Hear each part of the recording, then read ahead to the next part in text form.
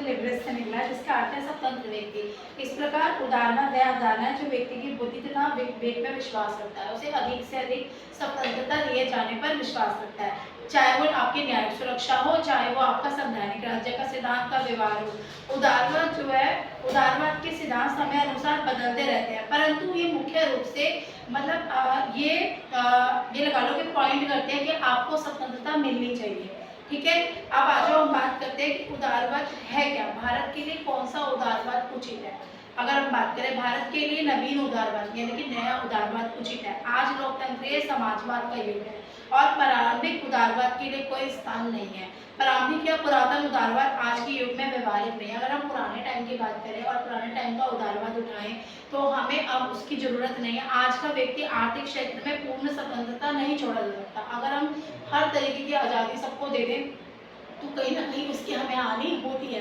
हर तरीके की आर्थिक स्वतंत्रता अगर दे, आज व्यक्ति को आर्थिक क्षेत्र में पूर्ण स्वतंत्र नहीं छोड़ा जा सकता। सरकार द्वारा उत्पादन, वितरण, व्यापार, श्रम नियमन, हर चीज की नजर गवर्नमेंट, हर राज्य में एक सरकार होती है और सरकार ध्यान दो, हर राज्य में सरकार होती है और सरकार को उसका नियंत्रण, कंट्रोल देखना ही पड़ेगा।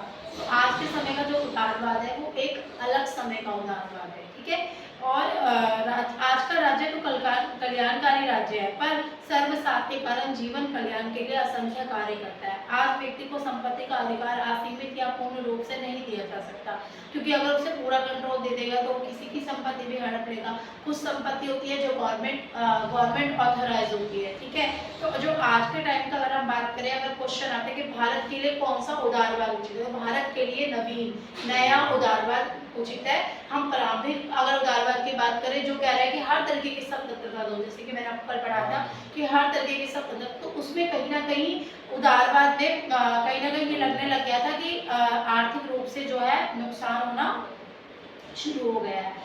उसके बाद अनेक कार्य सरकार ने अपने हाथों में ले लिए हैं। ये बात पुरातन उदारवाद को स्वीकार नहीं है, जबकि नवीन उदारवाद राज्य के कार्यों में वृद्धि के पक्ष में है। जो पुराना मैंने कल उदारवाद जो पढ़ाया था उसमें कई जगहों पे वो मानता है कि जो उदारवाद समर्थन नहीं देता उस चीज का, सपोर्ट नहीं कर रहा कि वो कहता है पूरी स्वतंत्रता दो, आर्थिक पूरी स्वतंत्रता दो, बट नहीं, अगर पूरी स्वतंत्रता दी जाएगी तो जितने भी ये कॉम्पिटिटर्स है बाजार वाले वो हाँ आपस में जो है युद्ध के वगैरह करेंगे।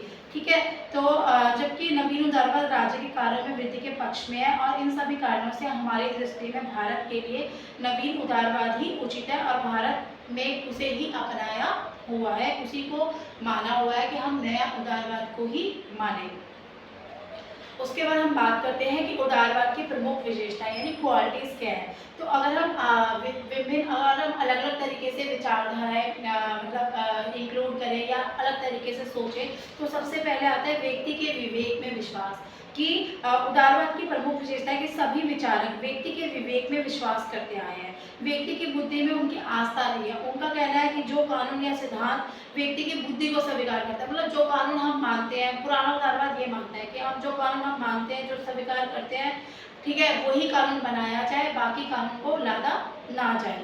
ठीक है, व्यक्ति अपना भला बुरा सोचने का स्वयं स्वामी है, वो अच्छा बुरा सब कुछ वो खुद से सोचता है, वह अच्छी प्रकार इसका निर्णय कर सकता है। उसके लिए किसी कानून की उपयोगिता नहीं है कि कोई कानून बनाया जाए। पुराना उदारवाद कहता है कि कानून बनना ही नहीं चाहिए। ठीक है, बट नवीन उदारवाद जो है वो कानून पे ही चलेगा। अगर क्वेश्चन आए कभी कि भारत का उदारवाद कैसा होना चाहिए या नवीन उदारवाद, तो भारत जो है वो नवीन उदारवाद को ही अपनाएगा। ठीक है, मानव स्वतंत्रता में विश्वास। उदारवादी मानव स्वतंत्रता के समर्थक है। उनका कहना है कि स्वतंत्रता व्यक्ति का जन्मसिद्ध अधिकार है।